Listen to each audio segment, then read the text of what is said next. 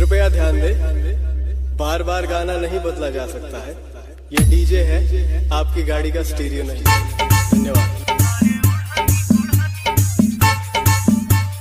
तुम्हारा क्या नाम है?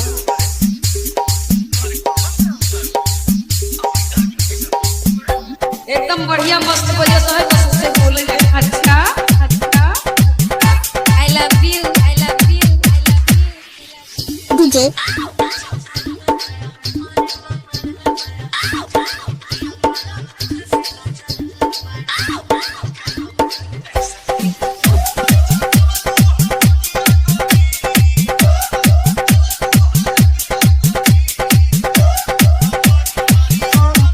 नाम तो सुना ही होगा।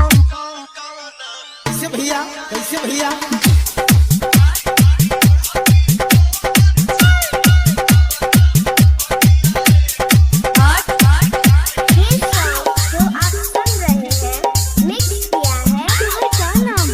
सुनील बाबू हाइट सुनील बाबू हाइट सुनील बाबू हाइट शॉट नगर पोखर हिया। ये मिक्सिंग कराने के लिए आज ही संपर्क करें। Mobile number 63 87 26 59 69।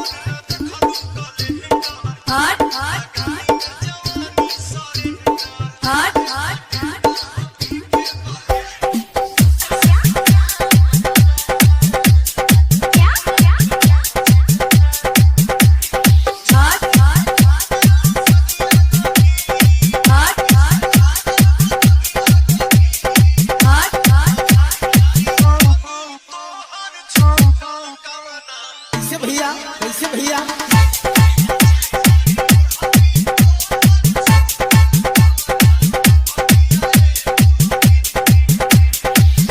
अपना नाम ही काफी है। तुम्हारा क्या नाम है?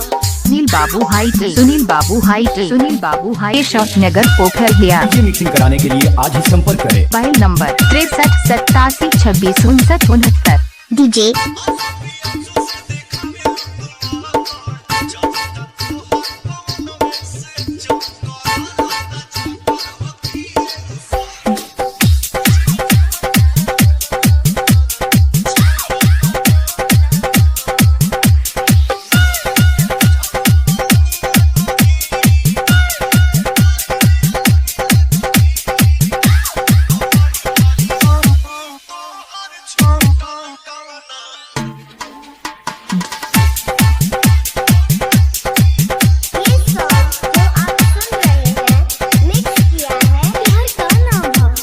बाबू हाइट सुनील बाबू हाइट सुनील बाबू हाइट शॉट नगर पोखर हिया। ये मिक्सिंग कराने के लिए आज ही संपर्क करें। Mobile number 63 87 26 59 69।